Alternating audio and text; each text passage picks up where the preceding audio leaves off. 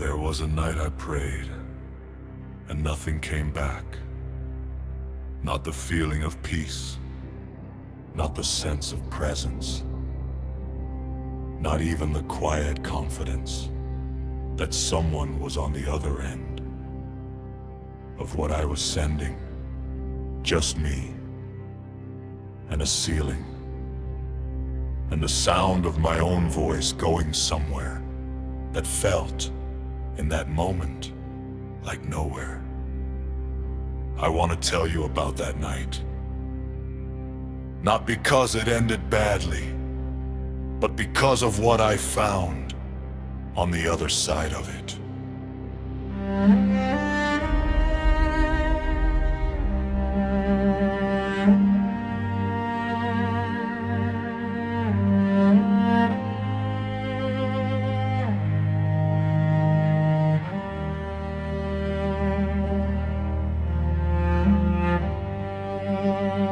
Jesus prayed in Gethsemane, "If it is possible, let this cup pass from me." The Gospels say he was deeply distressed, troubled. He came back 3 times to ask the same thing.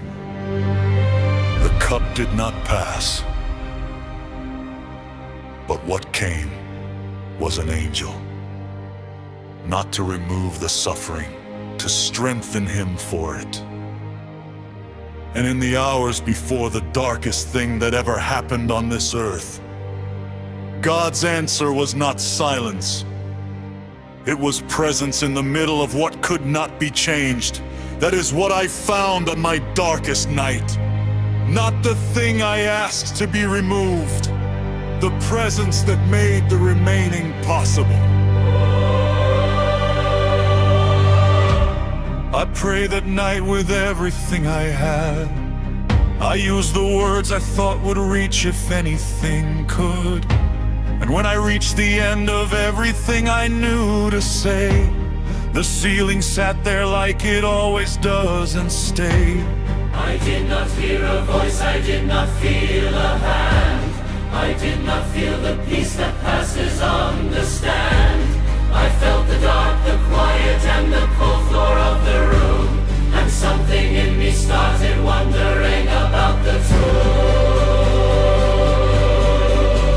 But somewhere in the hollow of that empty space, something refused to let me leave without his face. Not peace exactly, but a holding on, a thread that would not let me finish what I almost said. The night I prayed and heaven felt like stone, I was not as alone as that night made me feel. And though no voice could stand and no vision came, something held me in that room when I could not explain. The God who was in Gethsemane,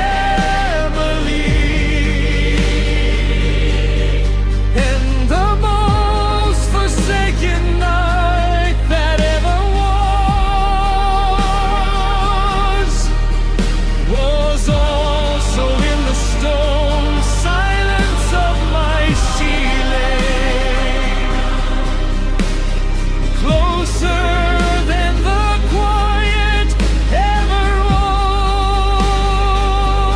There is a passage in John 11 that stops me every time I read it. When Jesus arrived at the tomb of Lazarus, he wept. Not because he did not know what was about to happen. He knew exactly what was about to happen. He wept because grief is real, even when resurrection is coming. He wept because the people he loved were in pain. He wept because entering into the suffering of those he loved was not beneath him. And I think that is the answer to the night that heaven felt like stone, He was not absent. He was weeping. Not the removal of the stone, just the presence of the one who was about to move it.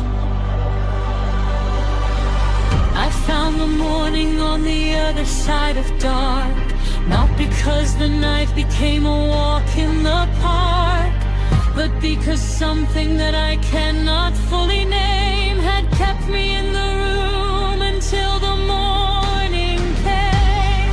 And looking back along the length of that long night, I see the places that were not completely without light. Not bright, not visible, not anything I'd name as grace, but something kept the darkness from becoming my last place.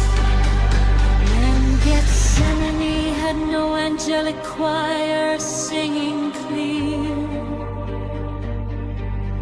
just one angel and the strength to face what most would fear.